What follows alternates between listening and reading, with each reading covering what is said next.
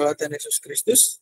Selamat malam rekan-rekan semua. Kita akan mulai persiapan kita pada kesempatan malam hari ini. Sebelum kita mulai, kita akan bersama berdoa. Saya dalam kesempatan ini minta tolong Bu Marcel untuk pimpin doa buka. Dipersilakan, Bu.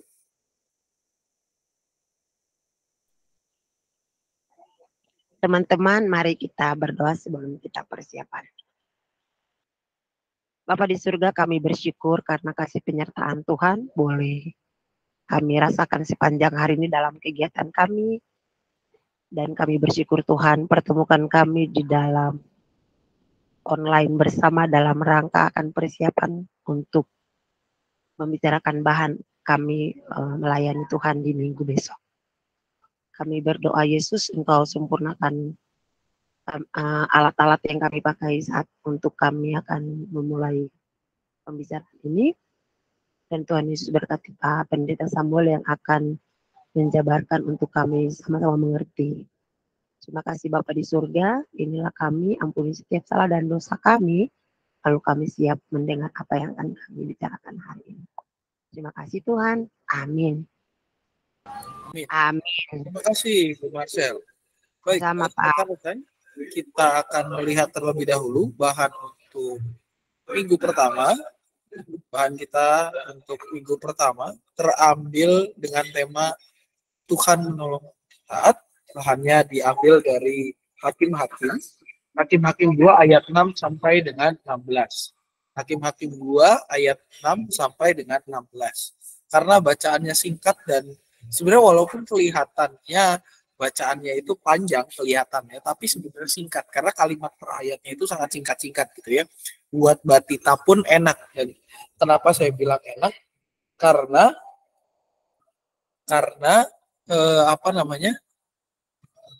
satu, dia ceritanya bersambung dan kalau dipotong itu agak susah. Jadi untuk semua kelas bacaannya hanya 10 ayat juga gitu ya. Untuk minggu pertama di bulan Agustus, bacaan dari Hakim-Hakim 2 ayat 6 sampai dengan 16. Nah, kita akan mendengarkan pembacaannya berikut ini.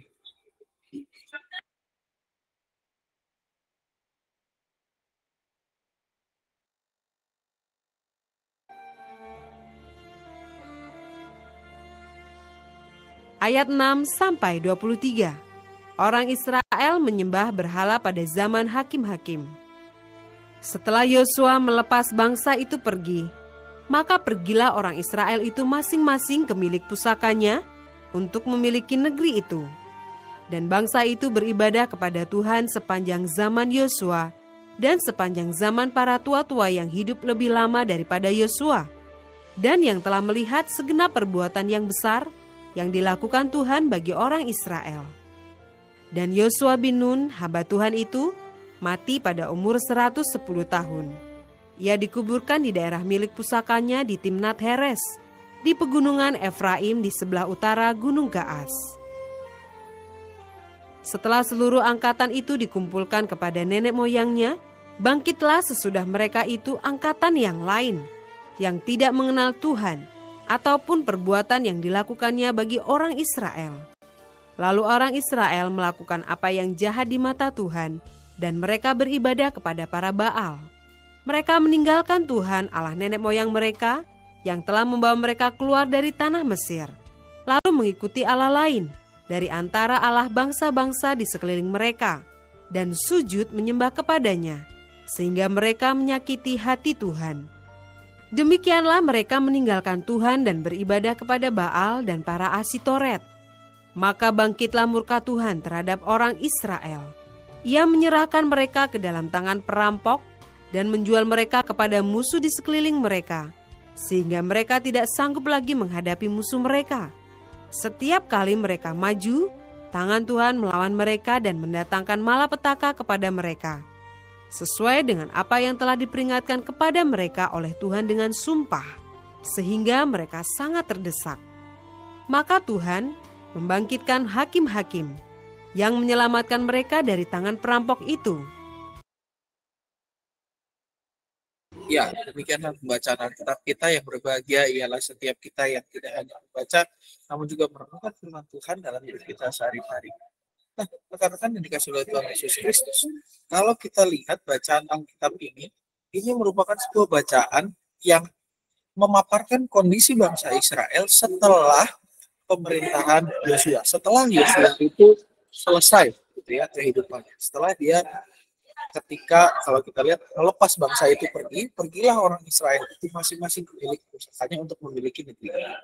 Setelah peristiwa Yosua memerintah bangsa Israel dan mengarahkan mereka untuk beribadah kepada Tuhan di zaman Yosua, setelah daripada itu, mereka meninggalkan.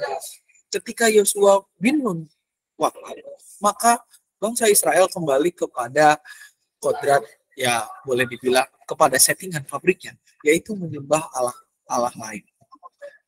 Ketika Tuhan melihat hal ini, maka Tuhan tidak suka terhadap apa yang dilakukan oleh bangsa Israel. Karena apa? Karena kita ingat di dalam ke-10 firman, secara tegas dikatakan, jangan ada padaku Allah lain di hadapanku. Jangan ada Allah lain di hadapanku. Ini menjadi dasar dari kehidupan bangsa Israel yang harusnya mereka lakukan dalam kehidupan seharian mereka. Oleh karena itu, ketika mereka meninggalkan Tuhan, bangsa Israel meninggalkan Tuhan, melakukan apa yang jahat di mata Tuhan dan beribadah kepada Baal, yang terjadi adalah murka Tuhan bangkit atas mereka. Mereka diserahkan ke dalam tangan perampok dan mereka dijual. Sehingga apa? Bangsa Israel tidak sanggup lagi menghadapi musuh-musuh mereka. Ketika mereka mau maju, Tuhan melawan mereka. Tuhan mendatangkan malapetaka terhadap mereka. Tetapi walaupun bangsa Israel dengan kondisi yang demikian, Tuhan tidak meninggalkan mereka. Walaupun Tuhan murka terhadap bangsa Israel, tetapi Tuhan tetap setia untuk membimbing umatnya. Di mana hal ini Tuhan nyatakan di dalam ayat 16. Tuhan mengangkat para hakim-hakim dari lingkungan bangsa Israel. Tuhan membangkitkan hakim-hakim yang menyelamatkan bangsa Israel dari tangan-tangan perampok. Di dalam bagian inilah kita melihat bagaimana Tuhan setia kepada umat pilihannya. Dan kesetiaannya itulah yang menolong kita untuk juga bisa meneladani sikap setia itu dengan taat kepada Tuhan dalam kehidupan kita sehari-hari. Melalui materi ini, kita mau mengajarkan anak-anak untuk memiliki sikap taat. Memiliki sikap taat yang dinyatakan dalam hidup keseharian mereka. Sikap taat yang menolong mereka untuk benar-benar menjadi berkat dalam kehidupan sehari-hari. Karena mereka, walaupun anak-anak, adalah umat pilihan Allah. Bukan mereka yang memilih Tuhan, tetapi Tuhanlah yang telah memilih mereka untuk menjadi umat. Oleh karena itu, materi ini semakin ditegaskan dalam ayat hafalan kita untuk seluruh kelas yang diambil dari 1 Petrus 1 ayat 14a. Hiduplah sebagai anak-anak yang taat. Di mana melalui bagian ini kita mau mengingatkan agar anak-anak taat kepada firman Tuhan dan juga mau meneladani firman Tuhan di dalam kehidupan keseharian mereka. Yang ditunjukkan lewat apa? Ditunjukkan lewat sikap mereka yang mau taat kepada orang tua dan juga kepada orang-orang yang mengarahkan kehidupan mereka untuk hidup lebih baik dari hari ke hari. Itu materi kita untuk minggu pertama dan juga ayat hafalan. Barangkali rekan-rekan ada respon atau pertanyaan, dipersilakan.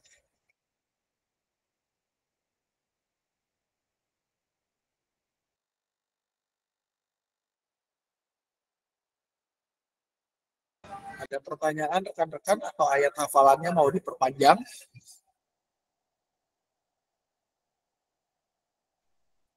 Ayat hafalannya jadi sampai mana, Pak? Sampai situ aja, Ci. 1 Petrus 1 ayat 14a. Hiduplah sebagai anak-anak yang taat, gitu. Taat, ya. Hiduplah sebagai anak-anak yang taat. 1 Petrus 1 ayat 14a ya? Iya, Ci. Betul, Ci. Iya. Ini di bab kita nggak ada prolog ya, Pak? Langsung cerita ini. Langsung Ci, ini kalau sarannya dari dia mah tuh.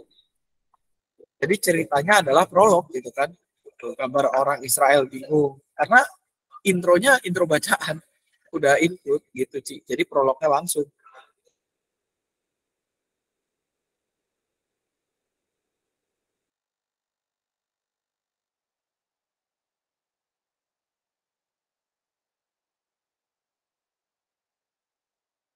Oke, ada tambahan rekan-rekan sebelum kita lanjut ke aktivitas atau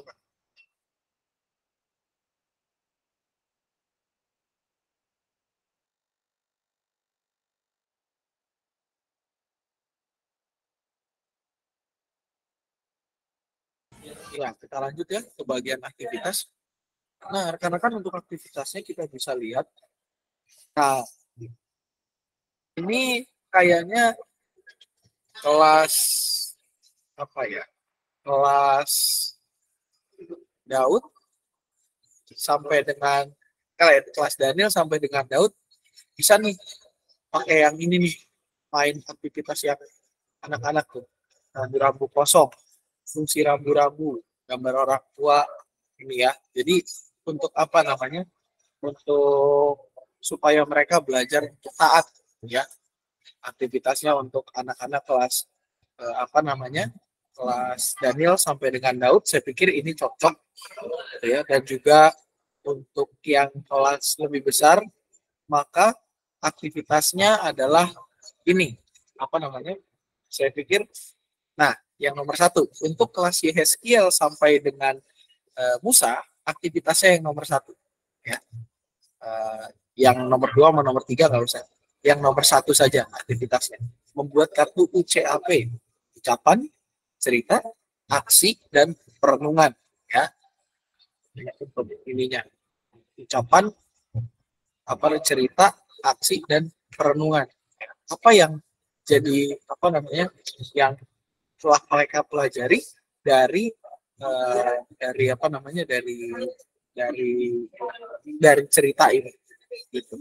Itu untuk aktivitas minggu pertama rekan-rekan. Barangkali ada yang mau ditanggapi terlebih dahulu, dipersilakan. Oh, tadi yang kelas kecil apa Pak? Rambu-rambu. Ya, bentar sih saya naikin dulu. Kayaknya rambu-rambu lalu lintas. Bukan rambu-rambu lalu lintas. Jadi gini nih. Nah, itu dia tuh tulisannya. Silakan dibaca Dia dulu baik. rekan-rekan. Dia apain Ci itu Ci?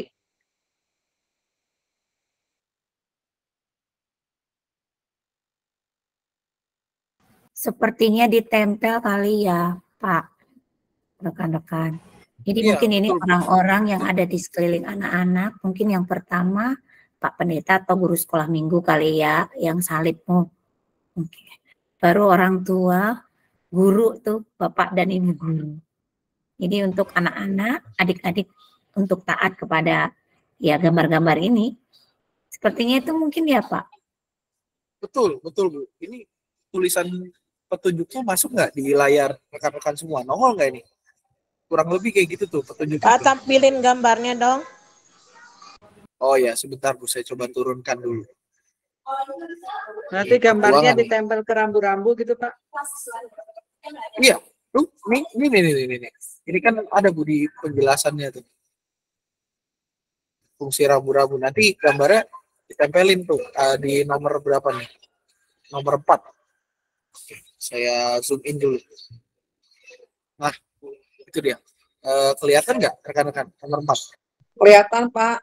Jadi yang kita bikin apanya gitu? Yang dibikin Foto itu. orang tua di situ. Mungkin kan nyetak foto orang tua di situ. Maksudnya kita. Nah nanti, yang nempelin foto orang tuanya itu di rumah kalau bisa gitu. Tapi bisa juga diakalin daripada pakai foto, mungkin apa namanya? Itu gambar yang di bawahnya kan Pak. Gambar yang di bawahnya tuh ada pendeta. Oh iya.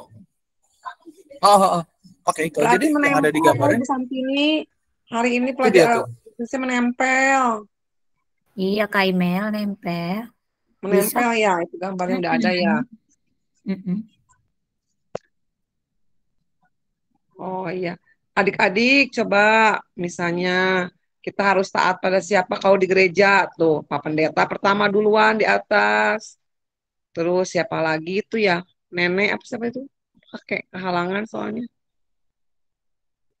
Ada berapa sih? 3 ya? Menempel, menempel Kak. Ya, kurang lebih di Oke, segitulah. terima kasih. Siap. Siap, Pak. Pendeta, Berarti kita orang harus, tua, harus Pak kopi Guru, Kak. dan Ibu Guru. Kopi ini Kak, per anak 1 berarti. Ini kan isinya 3 lambunya.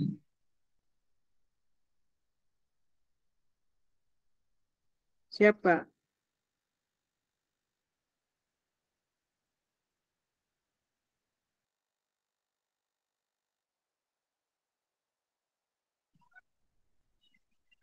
Nanti yang kelas Bu Christine aku kopiin ya.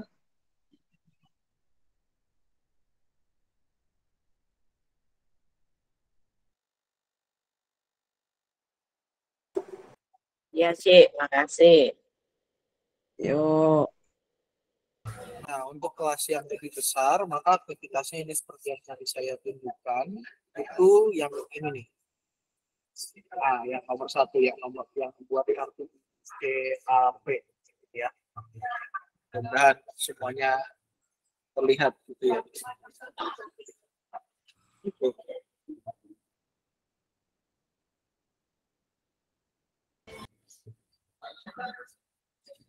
Oke, kalau sudah tidak ada kita lanjut ya ke bagian lagu-lagu. Mohon dicatat untuk yang kelas YSL dan kelas MUSA gitu ya. Kita saya bisa cek di situ. Nah, untuk lagu-lagunya rekan-rekan yang disarankan, nah ini ada 2 lagu-lagunya ini. Nah, ini nih lagu-lagu. Silakan lihat ada 2 doang sih usulannya, nggak banyak. Obey the Lord.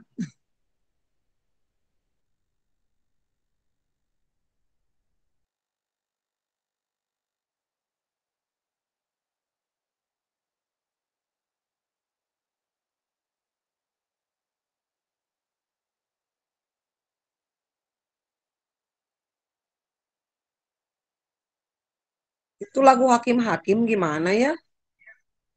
Saya juga belum pernah dengar tuh, Cik. Mungkin ada rekan-rekan yang tahu? Dan anak Yakub. Otniel Euta Deborah Barat. Tadi di YouTube mungkin ada lagu Hakim-Hakimnya, Bu.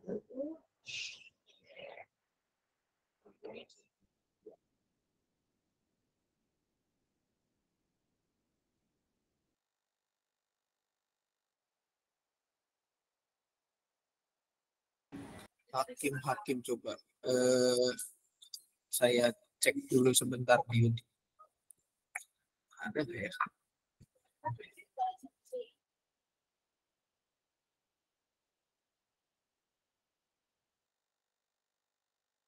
Pas saya mah nggak tahu itu lagunya. Paling nanti lagu Obey the Lord, Pak. Nah, itu juga masih cocok sih, Cik. Masih bisa itu kalau guru orang tuanya pada mager gerak, suruh lagi aja itu. Masuk itu masih bisa. Obey the Lord masih bisa. Ya, Kak Email, OBO.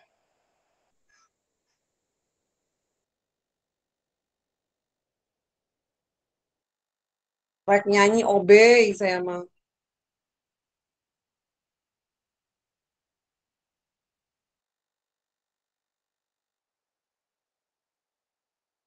Wah, saya juga nggak nemu di internet. Oke, berarti Sama orang Obey tua the Lord pinter nyanyi bahasa Inggris. salah, Cik. Oke, rekan-rekan, ada lagi? Kita lanjut ya kalau udah nggak ada lagi.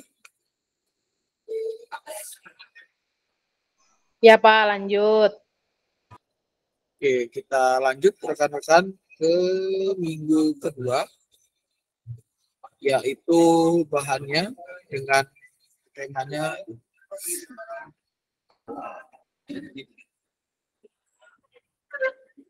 ya dengan tema saling mendukung. Ya,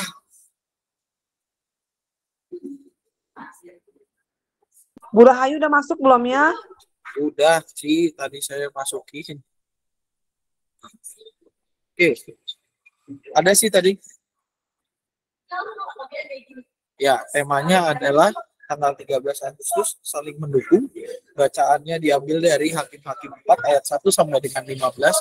Kembali rekan-rekan, saya memohon maaf bagian yang satu ini tidak bisa dipotong karena ini adalah sebuah cerita, ya, cerita tentang Deborah dan Barak. Hakim-Hakim 4 ayat 1 sampai dengan 15. Kita akan dengarkan pembacaan Hakim-Hakim 4 ayat 1 sampai dengan 15.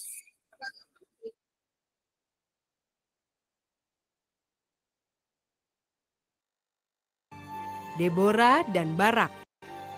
Setelah Ehud mati, orang Israel melakukan pula apa yang jahat di mata Tuhan. Lalu Tuhan menyerahkan mereka ke dalam tangan Yabin, Raja Kanaan, yang memerintah di Hazor.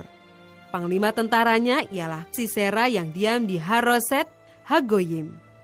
Lalu orang Israel berseru kepada Tuhan, sebab Sisera mempunyai 900 kereta besi, dan 20 tahun lamanya ia menindas orang Israel dengan keras. Pada waktu itu Deborah, seorang nabiah, istri Lapidot, memerintah sebagai hakim atas orang Israel. Ia biasa duduk di bawah pohon korma Deborah antara Rama dan Betel di pegunungan Efraim, dan orang Israel menghadap dia untuk berhakim kepadanya. Ia menyuruh memanggil Barak bin Abinoam dari Kedes di daerah Naftali, lalu berkata kepadanya, "Bukankah Tuhan Allah Israel memerintahkan demikian?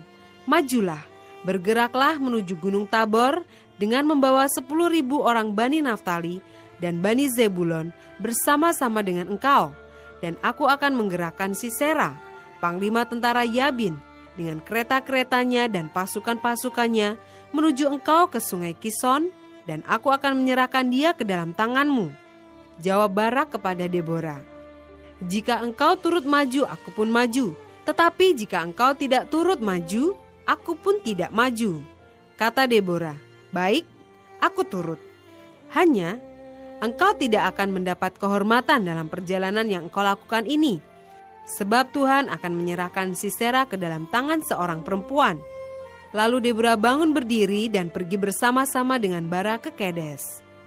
Barak mengerahkan suku Sebulon dan suku Naftali ke Kedes. Maka 10.000 orang maju mengikuti dia. Juga Deborah maju bersama-sama dengan dia. Adapun Heber, orang Keni itu, telah memisahkan diri dari suku Keni, dari anak-anak Hobab ipar Musa, dan telah berpindah-pindah memasang kemahnya sampai ke pohon terbantin di Zaanaim yang dekat Kedes. Setelah dikabarkan kepada Sisera bahwa Barak bin Abinoam telah maju ke Gunung Tabor, dikerahkannyalah segala keretanya, 900 kereta besi, dan seluruh rakyat yang bersama-sama dengan dia, dari Haroset Hagoyim ke sungai Kison. Lalu berkatalah Deborah kepada Barak, "Bersiaplah, sebab inilah harinya Tuhan menyerahkan Sisera ke dalam tanganmu. Bukankah Tuhan telah maju di depan engkau?" Lalu turunlah Barak dari Gunung Tabor, dan 10.000 orang mengikuti dia. Dan Tuhan mengacaukan Sisera, serta segala keretanya, dan seluruh tentaranya oleh mata pedang di depan Barak. Sehingga Sisera turun dari keretanya, dan melarikan diri dengan berjalan kaki. Ya, demikianlah bacaan Alkitab kita. Yang berbahagia ialah setiap kita yang baca dan juga merenungkan firman Allah di dalam kehidupan kita sehari-hari. Nah, rekan-rekan yang dikasih oleh Tuhan Yesus Kristus, bacaan kita ini ini mungkin bacaan yang kita kenal, yaitu tentang Deborah dan Barak, mana mereka sedang mengejar seorang yang bernama Sisera. Ya. Sisera ini kan kalau kita lihat ini adalah pemimpin, ya, seorang pemimpin pasukan. Ya. Di dalam bagian ini kita bisa melihat bagaimana kerjasama antara Barak dengan Deborah, Nabi ya, Deborah, itu bekerja sama untuk mengejar Sisera, pemimpin pemimpin tentara, panglima tentara Yabin. Ini kalau kita lihat antara Deborah dengan Barak, mereka saling bekerja sama satu dengan yang lain. Kita bisa lihat bagaimana kolaborasi itu nyata di dalam bacaan kita. Kalau kamu nggak maju, aku nggak maju. Kalau kamu maju, aku maju. Saling dukung satu dengan yang lainnya seperti tema kita yang dibahas ini. Tapi rekan-rekan, yang paling penting adalah di sini kan saling dukungnya dalam hal yang tidak baik. Apa yang saling mendukung di dalam Deborah ini adalah saling dukung untuk hal yang baik, ya, karena nubuat Tuhan dipenuhi dalam bagian itu. Tuhan akan menyerahkan si Serah ke dalam tangan seorang perempuan. Itulah nubuat yang Tuhan dalam bagian ini. Barak dan Deborah sama-sama berusaha bekerja sama melakukan apa yang Tuhan firmankan, apa yang Tuhan perintahkan kepada mereka. Nah, melalui kisah Barak dan Deborah ini kita mengajarkan kepada anak-anak bahwa kita sebagai anak-anak, sebagai persekutuan umat Tuhan, sebagai sesama murid Kristus, kita harus bisa saling bekerja sama. Tapi bekerja sama bukan untuk melakukan hal-hal yang tidak baik, melainkan melakukan perbuatan-perbuatan baik, saling mendukung satu dengan yang lain. Di dalam mengerjakan perbuatan-perbuatan yang baik, kita harus saling dukung. Supaya apa? Supaya kita bisa saling support. Supaya perbuatan baik yang kita kerjakan tidak menjadi sia-sia, tidak dikerjakan untuk kemudian kita sendiri, tetapi untuk kepentingan bersama. Inilah yang menjadi inti daripada perenungan kita pada minggu kedua bulan Agustus ini, dan ayat hafalannya semakin dinyatakan di dalam Galatia 6 ayat 2. Sederhana saja ayat hafalan kita yang semakin menegaskan pesan dari pengajaran minggu kedua bulan Agustus ini, yaitu bertolong-tolonganlah menanggung beban. Galatia 6 ayat 2a, yaitu bertolong-tolonganlah menanggung beban. Ini untuk materi kita dan juga untuk ayat hafalan minggu kedua Agustus. Barangkali dari rekan-rekan ada pertanyaan, tanggapan, atau tambahan, dipersilakan.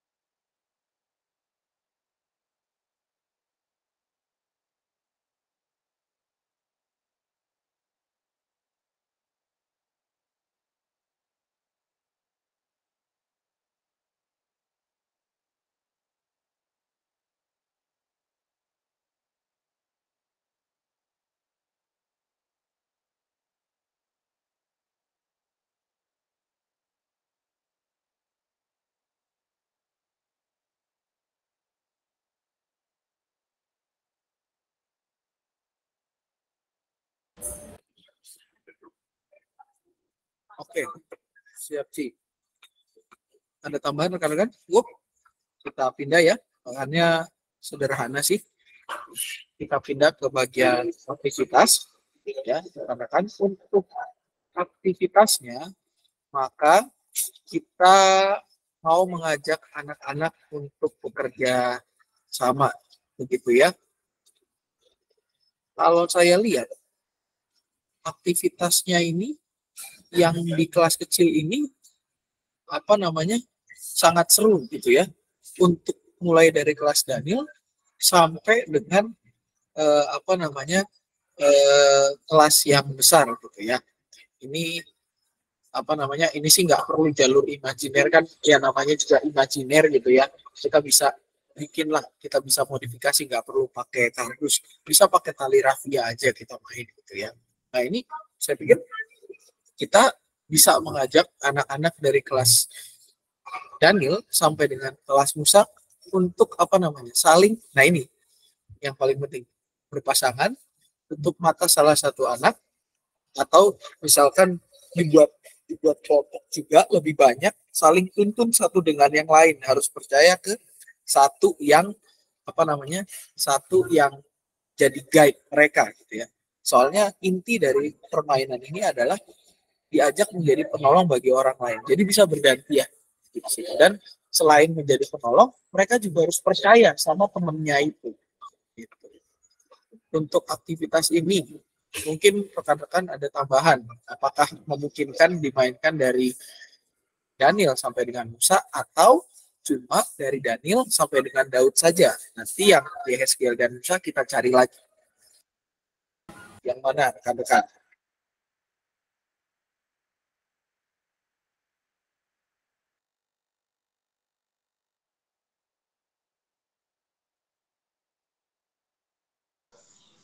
Kayaknya sih bisa sampai kelas gede juga, Pak. Saya Bu ya, aman sih ya kayaknya. Anak-anak yang gede juga mesti diajak campur lah ya istilahnya. Menarik tuh Pak, kelas Musa juga nanti. Siap Bu. Oke ya, berarti aktivitasnya kita sepakati bahwa aktivitasnya dari kelas Daniel sampai dengan Musa ini aktivitasnya sama. Main main sungai Amazon gitu ya, supaya mereka bisa saling percaya satu dengan yang lain. Dan juga ketika misalkan berpasangan atau berkelompok, usahakan itu bukan dalam tanda kutip bukan teman dekatnya, teman yang beda-beda gitu ya. Karena kita mau mengajarkan juga kepada anak-anak bahwa temennya itu bukan hanya teman yang dia tahu, tapi juga ada teman yang istilahnya mungkin dia dalam tanda kutip tidak sefrekuensi. Kita mau ngajarin kepada anak-anak juga pesan menerima orang lain, bahwa bekerja sama itu tidak hanya dengan orang yang sefrekuensi saja, tapi juga dengan orang-orang yang tidak sefrekuensi dengan kita, yang beda visinya, yang beda misinya, yang totally different dengan kita. Kita mau ajarin lewat itu, khususnya untuk yang kelas besar, itu harus jadi muatan penting itu, karena groupingnya di kelas besar, apalagi udah mau menjelang masuk Immanuel, itu udah mulai kelihatan ya. Nah, kita lanjut kepada bagian lagu-lagu. Karena kan untuk lagu-lagu ada beberapa yang jadi jadi ini. Nah, ini lagu-lagunya ada 3 untuk jadi usulan. Roti dan Mentega, I Want to Be Your Friend, Ku Kasih Kau Dengan Kasih Tuhan. Kayaknya kita semua familiar dengan lagu ini. Apa ada yang tidak familiar kan?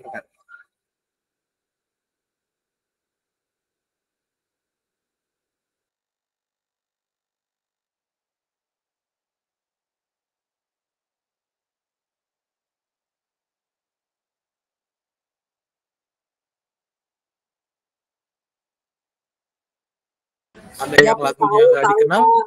Semua dikenal, Ci. Ya, sama mungkin itu kalau saya, kita kerja sama-sama. Sama-sama. Dua tuh. Oke. Kita masuk. Ya, ini lagunya jadi seluruh lagu minggu ini kita kenal. Oke. Ada lagi tambahan rekan-rekan?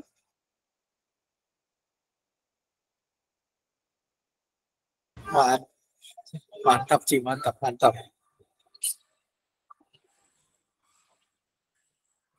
Oke. Ada tambahan lagi rekan-rekan? Cukup, Pak. Cukup, Ci? Oke. Oke, rekan-rekan, kalau sudah cukup, maka untuk persiapan selanjutnya, kita akan persiapan di tanggal 12 alias hari Sabtu. Tanggal 12 hari Sabtu, jam 7 ya. Ini kan karena satu dan lain hal kita jadi jadi bergeser ke hari Minggu gitu ya. Jadi untuk minggu ketiga dan keempat bulan Agustus, kita akan persiapan di tanggal 12 Agustus jam 7. Jadi kembali normal pada hari Sabtu malam atau malam Minggu. Gitu ya rekan-rekan. Apakah ada yang berhalangan di tanggal itu? 12 Agustus 2023 ada yang berhalangan?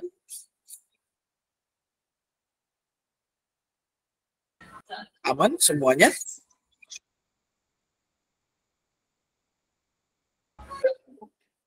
Aman, Pak. Nuhun. Siap. Oke.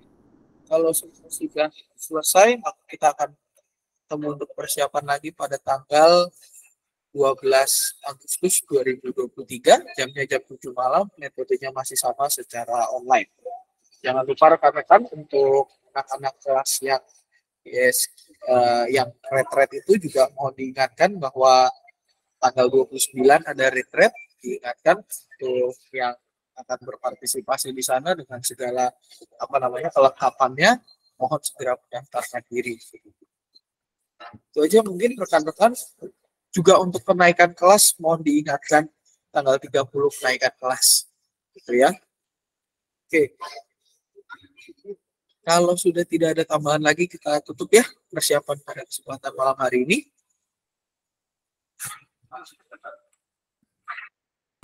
Baik, mari kita bersatu di dalam doa. Dan bersyukur kami pada malam hari ini dapat mempersiapkan diri kami untuk mengajar anak-anakmu di minggu pertama dan kedua bulan Januari yang akan datang, bulan Agustus yang akan datang. Berkati ya Tuhan, agar kami boleh semakin mempersiapkan firman ini dan semakin melakukan firman ini dalam keseharian kami. Tidak hanya menjadi konsumsi bagi pengetahuan kami, tapi juga boleh nyata di mana anak-anak boleh melihat firman yang nyata lewat kehidupan kami, dan mereka pun juga boleh membuahkan serta menyatakannya lewat kehidupan mereka dalam keluarga, di tengah sekolah, maupun di mana saja yang kau tempatkan. Bila mana kami akan berpisah, berkati kehidupan kami ya Tuhan, dan biarlah apa yang kami lakukan, segala sesuatunya hanya seturut dengan kehendak-Mu saja. Dalam nama Tuhan Yesus Kristus kami berdoa. Amin. Baik, rekan-rekan, terima kasih atas partisipasinya. Selamat malam, selamat melanjutkan aktivitas. Tuhan Yesus memberkati. Selamat malam teman-teman. Selamat malam teman-teman. Terima kasih. Selamat malam semuanya. Selamat malam.